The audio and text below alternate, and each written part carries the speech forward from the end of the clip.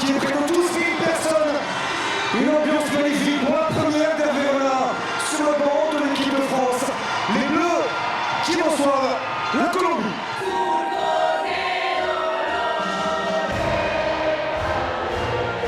« 2-3-1 avec là aussi des joueuses d'expérience. On pense à Catalina Ousmé et puis pour l'épauler à l'imagerie Kenzadali. Il y a beaucoup d'enthousiasme. Et puis en 5 jours de parvenir, il venait déjà de confirmer cette envie, cette volonté de revenir en France. Caicedo, il y a des choix, il va avoir aussi besoin de connaître la position de jeu aussi. Elles sont les bien-être. Et c'est confirmé.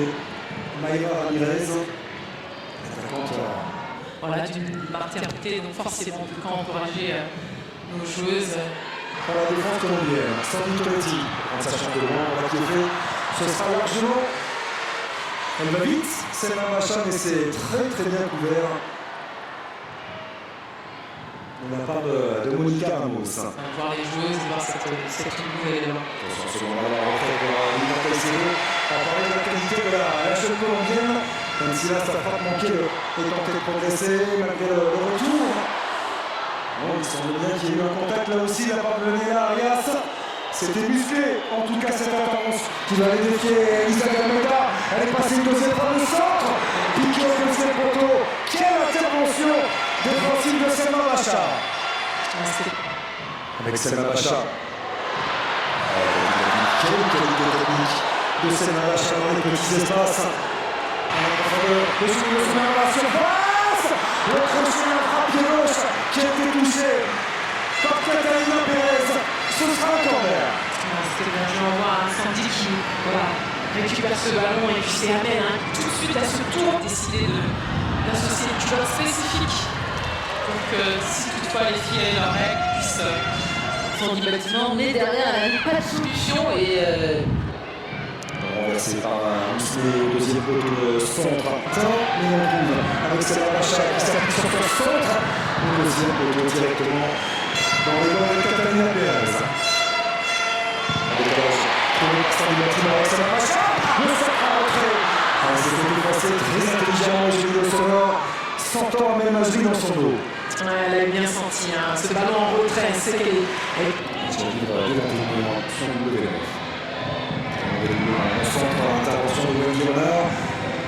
C'est l'attaquant qui a bougé le ballon en dernier, en l'occurrence Mayra Ramirez. C'est en tout cas la décision de Kenzadali qui s'en va seul perforer le milieu d'accélération d'Ingrid Guerra face à Selma Macha en déviation avec Sandy Bâtiment, le centre fort au deuxième but. Très bon tacle cette fois-ci sans faute de Manuela Vegas. Masqué dans la surface, le crochet à Masqué. Oh, le petit ballon pied droit qui va passer à quelques centimètres. Simplement.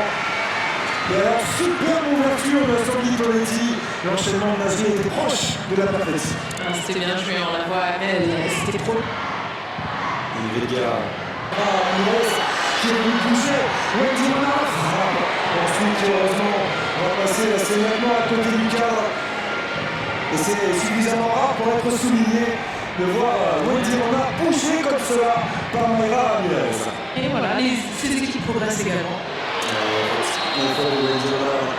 Intervention en retard sur Mayra Ramirez. Catalina Ousmé se charger de ce coup de pied arrêté. Ousmé, c'est fort. Ça a été légèrement touché par Gabriel Arias et ça vient tomber pour une Péronie. 1-0 pour l'As Caféteras. 1-0 pour la Colombie.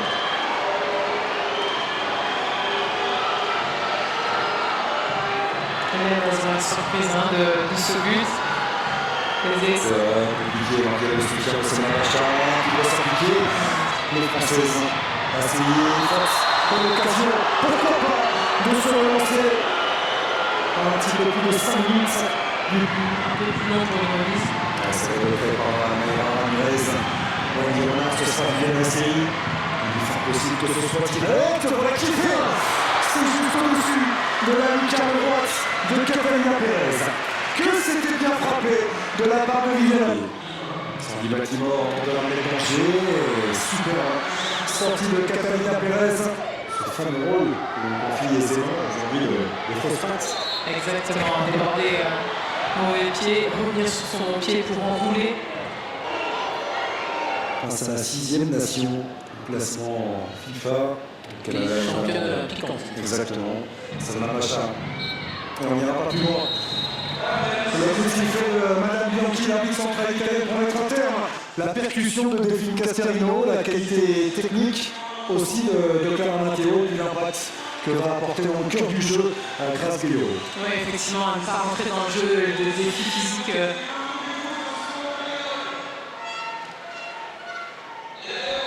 Dans la profondeur, Delphine Castelrino qui a levé la tête de centre, il a été touché. Grâce Guillaume pour terminer. Peut-être Delphine Castelrino de nouveau. Elle était en position de hors-jeu. Retour de position de hors-jeu pour l'élire de l'Olympique Lyonnais. Moins de temps pour pouvoir armer, frapper ce ballon. Il a subi ce ballon. Avec Delphine Castelrino, le centre vers Eugénie Sauveur. Quezali, elle est contrée avec Clara Matteo peut-être. Dans un second temps, le petit ballon pour Eugénie Sauveur. C'est la panique. C'est la panique de la défense colombienne. Face à Wendy Renard. Quand on va contourner Ramirez qui est passé à faute. En faveur des Colombiennes, il y a un vrai match dans le match entre Wendy Renard et Mayra Ramirez qui est en train de tourner à Saint-Théo. Catalina Ousmane. Celui-ci l'Étiate. Il est remarquablement frappé et ça fait 2-0 pour la Colombie. C'est dit à méfiance, un coup de pied à côté, ballon rentrant très proche d'une déviation. Là, cette fois-ci, elle avait trompé Pauline. En direct intérieur. Ça n'a pas été signalé pour l'instant. Frappe! L'équipe de France, quelques secondes simplement après ce but, ensuite par les Colombiennes. Delphine Castelrino, ça fait plus que 2-0.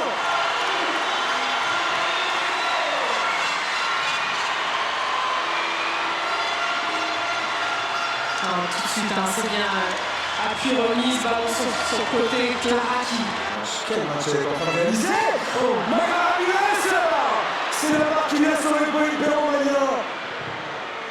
Alors que Wendy Renard est folle furieuse après la décision, la non-décision plutôt de Madame Bianchi de ne pas accorder un coup franc.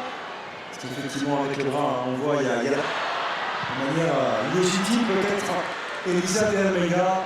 Et derrière la frappe est Clara Ramirez qui a l'habitude de se heurter à ce genre d'adversaire. La frappe à Carlo, une nouvelle fois dans son couloir au centre, qui a été touché, ça revient là. Par le pied de Casali, elle a été puissante à frappe du haut, elle est chercher l'intérieur, Eugénie. Et c'est Eugénie Le Sauveur qui permet à l'équipe de France d'égaliser. Qui est beau ce sourire, qui nous avait manqué. Le 87e but en équipe de France pour Eugénie Le Sauveur.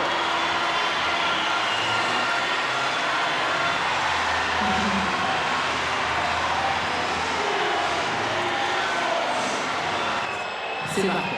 Sur cette nouvelle phase arrêtée, deuxième poteau, et Mayra Ramirez qui traînait. Castelrino le centre. La tête de Eugénie Le Sauveur qui s'offre à doubler. L'élévation est parfaite, le coup de tête aussi. Elle signe son retour de la meilleure des façons. 3-2 pour l'équipe de France. Grâce à sa numéro 9, Eugénie Le Sauveur. Magnifique, là.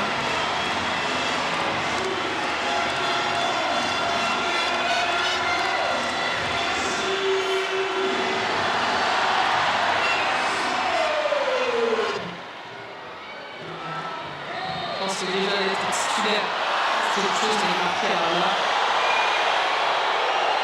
Poste de latéral gauche, en poste de prédilection, ça va machin un cran plus haut. C'est qu'elle est capable de le faire, elle le fait. Kachaoui, la joueuse du PSG qui bat. C'est nous ce soir à Clara-Matteo. C'est encore. Avec une aisance technique de Clara-Matteo parce que le décalage avec Delphine Castelrino le bon centre. Elle était tout proche. Tout proche de tromper sa propre gardienne. Il faut la différence. Avec ce doublé d'Eugénie Le Sauveur. Très en retard. Et Guéra. Carton jaune. Selma Macha. Bien travaillé. Alizé Almeida. Qui était venu couper au premier poteau. Daniela Caracas et Alexa Bar. A noter qu'il y a quelques sifflets et que c'est pas très élégant, c'est rare, mais on n'est pas sifflé. Pour David Cascarlo, entre bien un petit. Dégagé un petit peu comme il le peut par Montoya, le frappe antenne. Sakina Karchaoui accroché, avantage d'essai. Le centre en entrée. Il est parfait. Il est parfait ce centre en entrée de Sakina Karchaoui pour David Cascarlo, qui elle aussi, il va de son doublé. Quelle soirée, quelle deuxième période réalisée par l'équipe de France. C'est vrai que moi, beaucoup de joie. Cette fois-ci, c'est elle qui marque. Et ça aide quand Lily se sent. Voilà, un bon bas. Jean-François la milieu de terrain. On comprend mieux la fatigue. Cascarino, espagnol. Sans conséquence. Un coup de fils. Il est encore là. Et le temps fort est Wow. un petit peu plus faible. Le contrôle. La prise de balle est remarquable. La justesse et de la vitesse. Sakina Karchaoui. Dommage.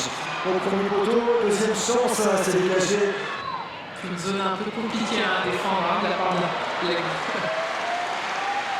Et à la frappe de Vasquez. Et Tony qui déroule le centre de Selma Macha. Quel pied gauche. Difficile à défendre sur ces centres-là. Ils sont Avantage pour l'instant. Avantage qui peut leur profiter. La frappe Mayra Ramirez. La deuxième frappe. Et on va repousser. Dégagé en catastrophe sur sa ligne. Par Sandy Toletti. On apprend aussi à apprécier les ballons défensifs, à défendre les ballons. On va le public vraiment apprécier ces gestes C'est défensifs. toujours pas pu faire ces changements, mais il y en aura trois.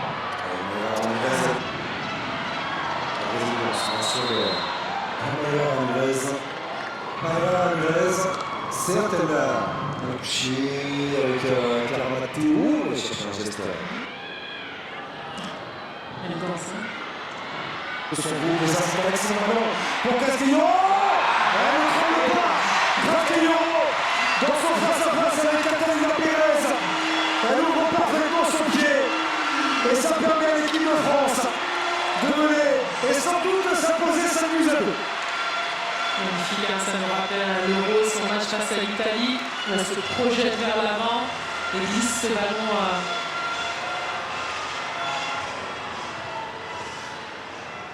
Elle est capable d'occuper. Et c'est terminé. L'équipe de France s'impose à 5-2 pour le début de cette ère. Hervé Renard.